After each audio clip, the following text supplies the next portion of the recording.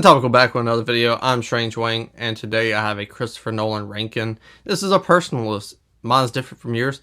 I'm sure of it. So, put your list in the comment section below and enjoy the video.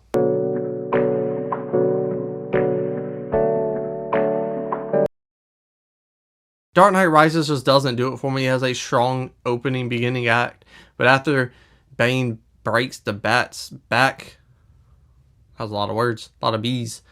After Batman gets his back broken, this film goes downhill. It's like someone was trying to make a Christopher Nolan movie, and they were given too much money, and they had too many ideas when it came to making this movie, and it just shits the bed. And it is a poor third installment. Christopher Nolan didn't want to make it. Heath Ledger passed away, did not help this film succeed at all. So this film in the whole just is a huge blemish, in my personal opinion. It's well made, but it's not very good. Oppenheimer, on paper, this film is one of the best made movies of all time, probably.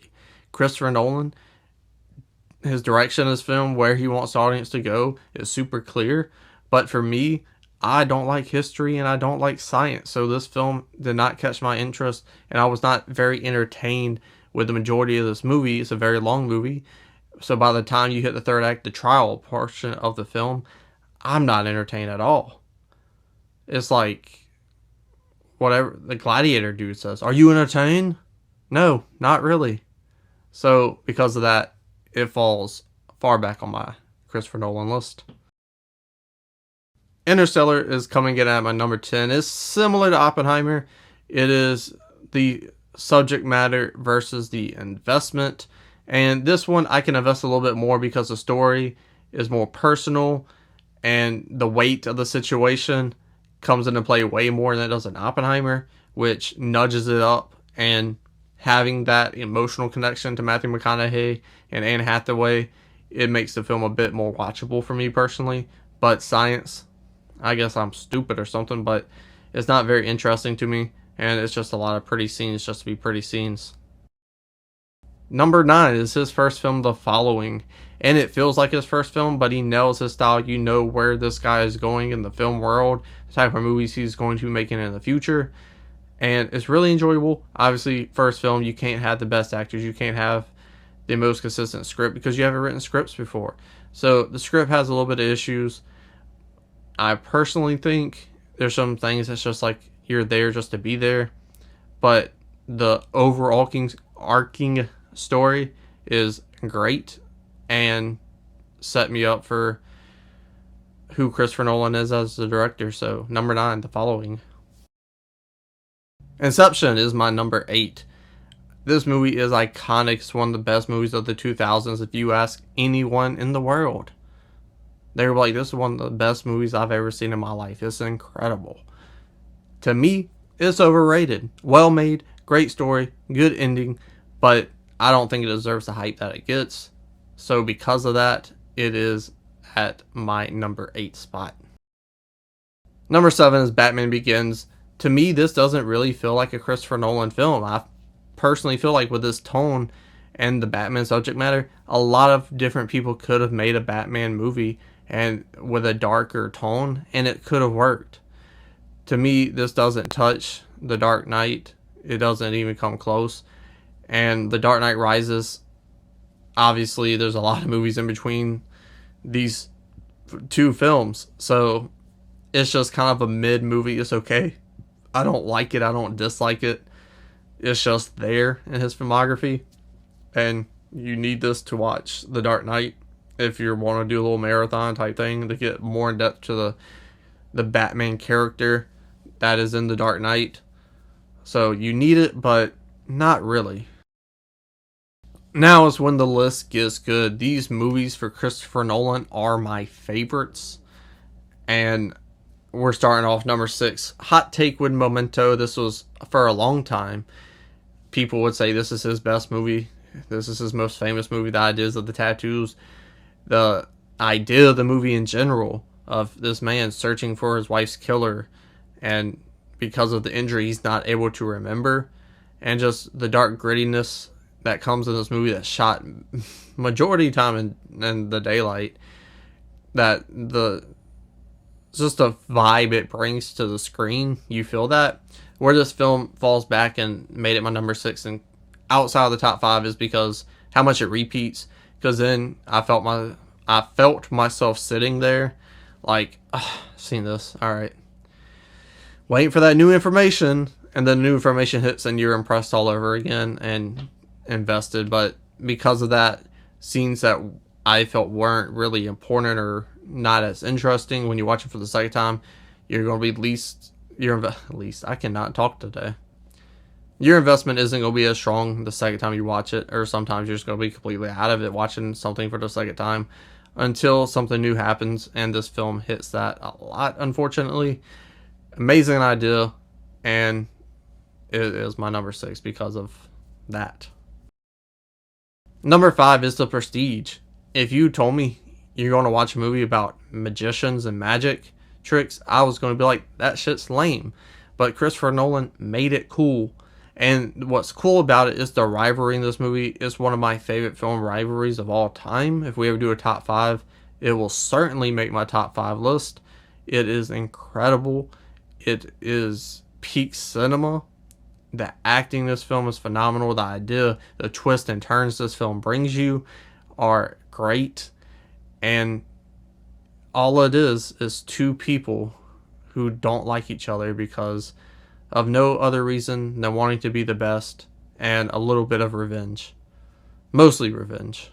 I feel like sooner or later Hugh Jackman's character is just like, I just want to be the best after he kind of fell in love.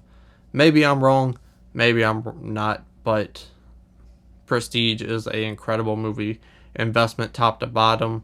Your eyes are going to be glued to the screen all the way through. It has some predictable areas, but even what you think is predictable, you're kind of right on, but then there's a twist on that as well.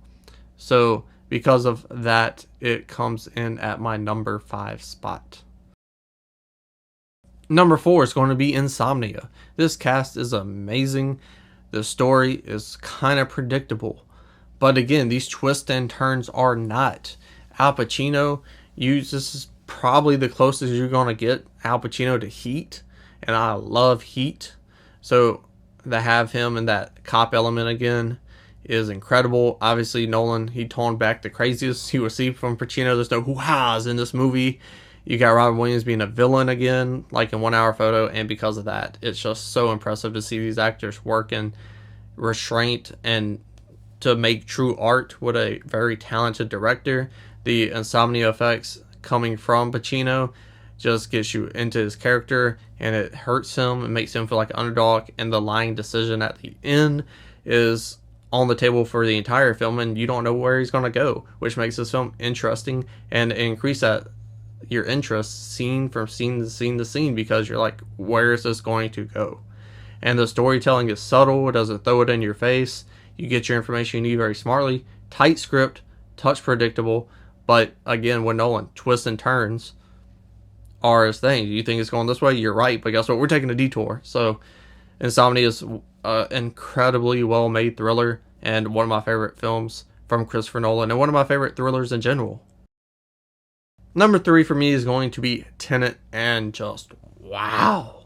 Holy same haircut. This is a Christopher Nolan film top to bottom. The twist, the turns, the idea of him even to come up with this is mind-blowing in and of itself. To have this something playing forwards and backwards at the exact same time is jaw-dropping. It's amazing. It's incredible. His cinematography on this film is so crisp and subtle. When you do have scenes playing backwards, it's just so masterful that this, for me, I watched this film and it solidified him as being one of the top 3, if not best director working in Hollywood right now. No one can make a Christopher Nolan film except for Christopher Nolan, and this is a film that shows that. He knows how to get the cast, and the cast that he gets, he knows how to get what he wants out of them for the screen. And for that to come off into the audience, the ad investment is super incredible. He knows how to make these big scenes with action, these action set piece scenes, and just make them so fresh and new and simple at the same time. So like his action scenes are so like mouth-watering good. Like I can't wait to see the big action if his movie's going to be in that thing, that big set piece. Like you look at back, even something as old as Insomnia, that fog scene is so fucking good. And the thing about Nolan and in Tenet, when you have these scenes like this, like the fog scene, like the theater scene, movie's just as good. That stands out for sure, but it doesn't overshadow the movie because he's such a strong director, and his ideas make you think and keep you invested in his work. And I think Tenet is the best all-around Christopher Nolan movie. Someone said, "Hey, what's a Christopher Nolan movie that's going to make me be like, that's who he is?" I personally feel like it's Tenet, but I personally don't feel like it's the best movie. And we'll see what are those two other movies next. Here at Sono Topical, we're unfortunately poor, and this money you see on screen, that's CGI. That's not real money, because again, we're poor. So if you want to click in the ad eye in the corner, that video is monetized and we can make money off it, so please go watch it. And if you click an ad, we make more money. And if you really want to help, there's the thanks button right there below this video. Number 2 is Dunkirk. I absolutely love Dunkirk. Going into this movie, I was not looking forward to it. I was like, okay, he's just throwing boy band people in this movie to make, oh, Harry Styles is popular. Like, maybe it'll get 20 more people in the theater to see your movie. I'm not a war movie guy either, so not a history buff. So going into this movie, I was like, I want to see a lot of pretty shit and a decent story, and I'm going to leave. I left with so much more. Situational investment is the hardest thing to do in cinema, I personally think. And that's what he does. You don't get to know these characters. It doesn't matter if you're with Tom Hardy. He's treated just the same as an extra that's in a ship that's getting shot at. You don't know these characters. You don't know their story. You don't know why they're here. They could be shitty fucking people in a bad situation, but that situational investment is done so perfectly well. You have to care because it's so intense. This is fucking war. And that situational investment is one of the most impressive things I've ever seen in my life. I walked out of this theater with my jaw on the ground because I walked out not knowing a character's name, but being so invested whether they lived or died and how they did in these situations. So for me, it doesn't get better than Dunkirk, except one, and that is The Dark Knight. Obviously, everyone and their mother has talked about this movie. It is a masterpiece in the comic book genre, and it's also a masterpiece in cinema. This film is goated. People love this movie. Even people who don't like superhero movies, they still love The Dark Knight. It also does a decent enough job as a sequel to stand alone, and that is because of the story. The performances in this thing is so clean and crisp, and the ending is phenomenal as well. You understand where this character can go, and it feels like it's one movie. You don't need to watch Batman Begins, but it does help if you do. But everything in this film is so crisp and clean, and everything is just done to perfection. And you know it's his best movie. I know it's his best movie, so I'm not going to talk about it anymore. But let me know in the comment section, if you haven't already, your Christopher Nolan ranking. Scroll back up, hit the like button, share the video, and subscribe. It's not a game, it's a rich thing.